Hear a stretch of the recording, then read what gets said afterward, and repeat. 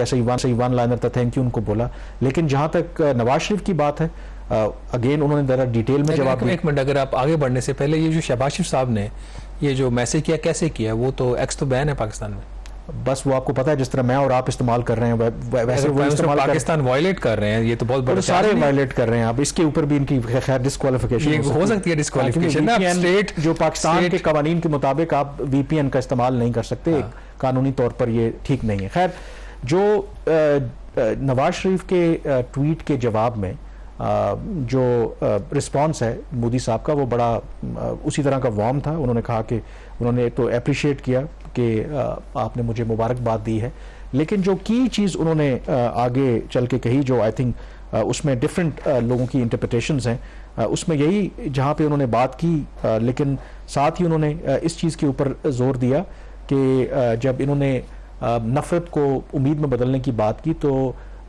मोदी साहब ने कहा कि वो बिल्कुल जो प्रोग्रेसिव आइडियाज़ के हमेशा हम ही रहे हैं, भारत हमेशा अमन के लिए वो काम करता रहा है, लेकिन इस वक्त हमारी जो तरजीहात हैं वो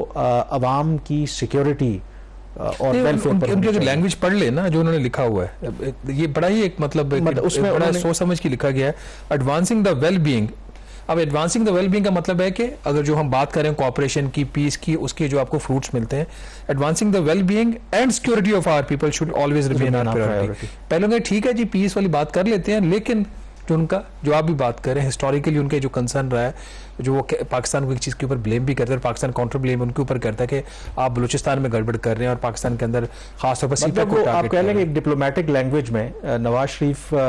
को अप्रिशिएट तो जरूर कर रहे हैं, लेकिन अगेन वही यूजुअल जो मंत्रा है भारत का कि जी जब तक so called alleged cross border terrorism खत्म नहीं होती, हम आपके साथ उस तरीके से बातचीत नहीं कर सकते। अब इसकी डिफरेंट इंटरप्रिटेशंस हैं। एक ऑब्वियसली जो ओवरऑल स्टेट ऑफ रिलेशनशिप है बिटवीन इंडिया एंड पाकिस्तान, तो शायद जो शहबाज शरीफ हैं उस तरीके से खुलकर वो बात नहीं कर सकते थे। सवाल इसके अंदर इंपॉर्टेंट ये है कि नवाज शरीफ का जो स्टेटमेंट है या जो उन्होंने मैसेज दिया है, क्या ये उनका इनफरादी एक्ट है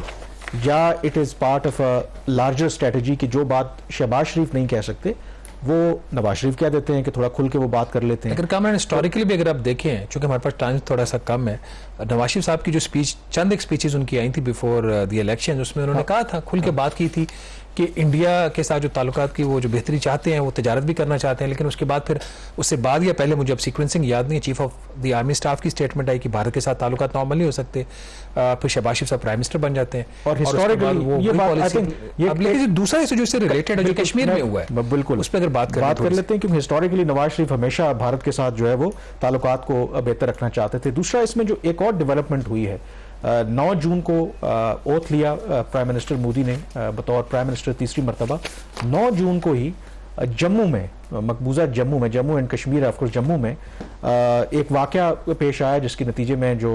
कोई हिंदू यात्री थे उनकी बस के ऊपर हमला हुआ। 12 जो उसमें 9 यात्री थे वो उसमें मारे गए। फिर उसके अलावा भी 2 और मजीद अटैक्स हुए, जिसमें कुल मिलाकर 12 जो लोग हैं गुज़श्ता चंद दिनों के दौरान वो इसमें हलाक हुए हैं। अब ये बहुत इंटरेस्टिंग डेवलपमेंट है, इसलिए क्योंकि इससे पहले तक